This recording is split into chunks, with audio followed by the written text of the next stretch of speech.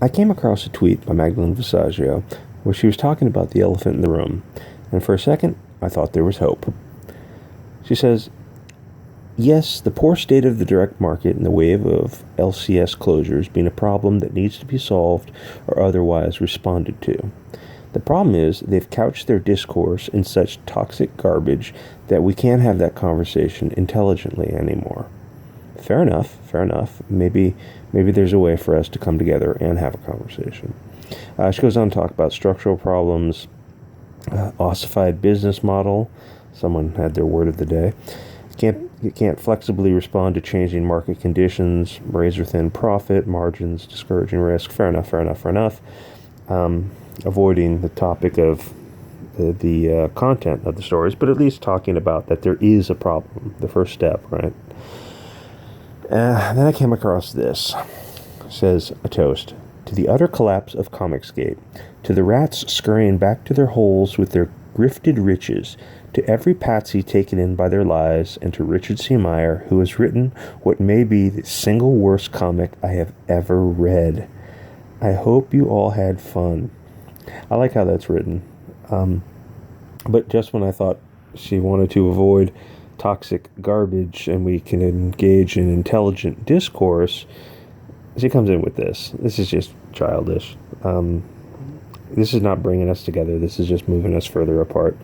Anyway, she goes on to say, if you really think that pile of crap she's referring to Iron Sights was a quality comic, y'all ain't got a leg to stand on when criticizing the work the rest of us are putting out. But if you liked it, I sure hope it was worth $45 a pop. GOP Gamer, that name sounds familiar. Funny still seems to be funding books just fine on our end. True enough. Spaceline responds, hey man, if you want to keep paying $45 a pop for half-assed garbage like Iron Sights, by all means have fun. It's a good point on the $45 a pop. I think the books are selling for $20 to $25, but because they're kept out of stores by people like Mark Waid and Magdalen Visaggio, you've got to pay $10 to $15 shipping, more international. It sure would be nice if the books could be sold in stores, wouldn't it? Dark Throne says, talking about pop for half-assed garbage, there's no better example than this Eternity Girl.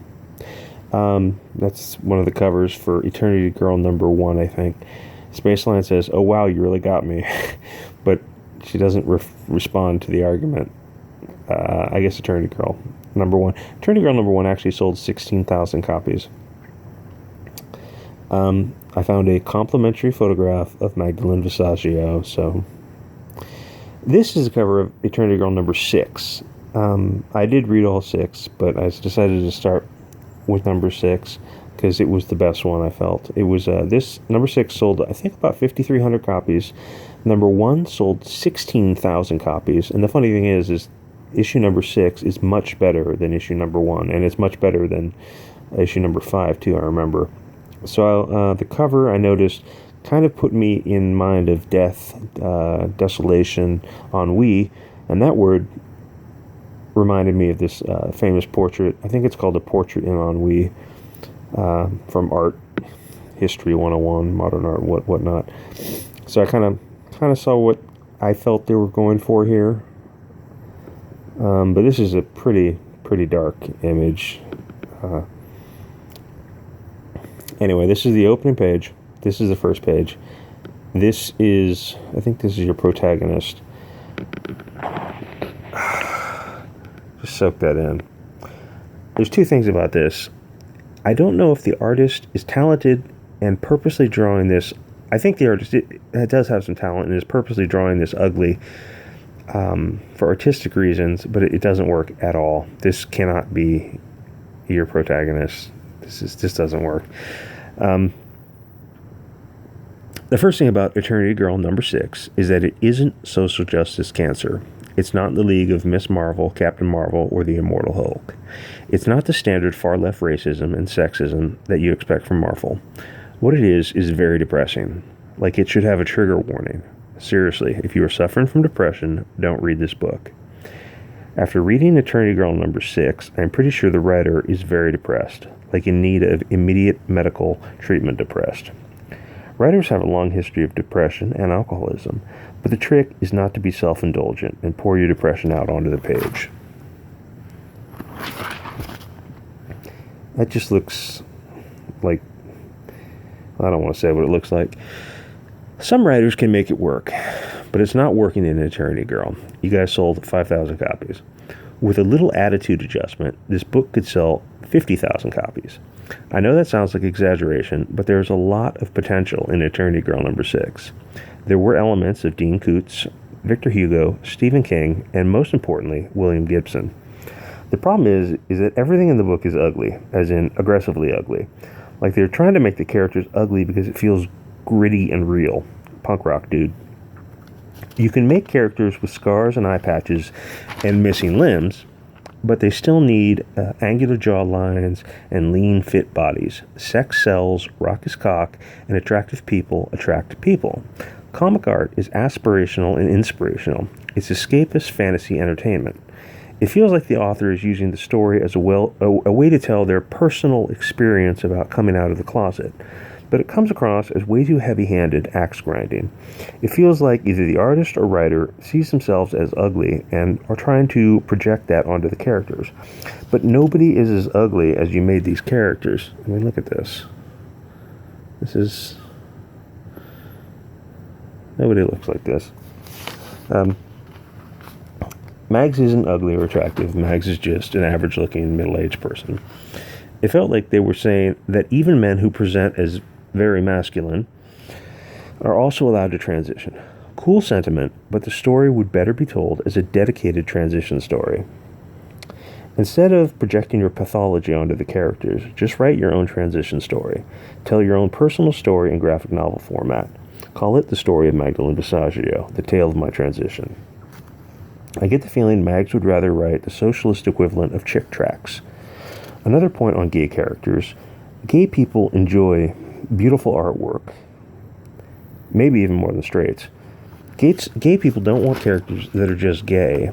They want kick-ass characters, kick-ass multifaceted characters, characters that will fail and have a redemption arc. They want characters that just happen to be gay. They want gay Tony Stark, not Iceman.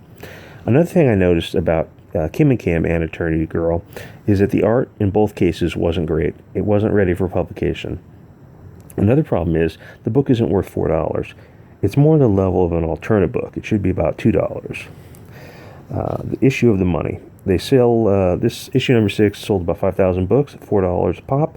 I don't know the breakdown on how the $20,000 to $30,000 per month gets spent. I assume if they're working on 4 different books a month, you could probably make a pretty good living, depending on what part of the country you live in. I don't think the creative team has any interest in money. Mags is a socialist and an artist who probably views success as selling out.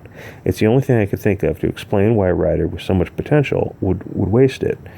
Eternity Girl combines elements from across science fiction, horror, and the classics, but they purposely destroy any sales potential with ugly, amateurish art. This actually is an effective scene. She's going through a time-space doorway and showing all the possible permutations. This scene worked really well. It harkens back to old classic science fiction. This is just a really good scene. This actually is another good scene. I know I was talking about how bad the art is, but I meant this composition is very effective. I meant the ugliness of the characters.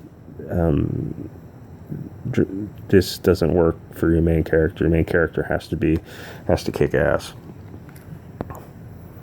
But that's a pretty effective scene actually.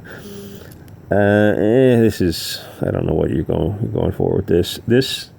No, that doesn't work at all. This is effective. And this is another great scene. I took the best scenes I could from the book. This is a really good scene. This is the proportions on this guy are way off. I don't know. This is your main character. It's just, yeah.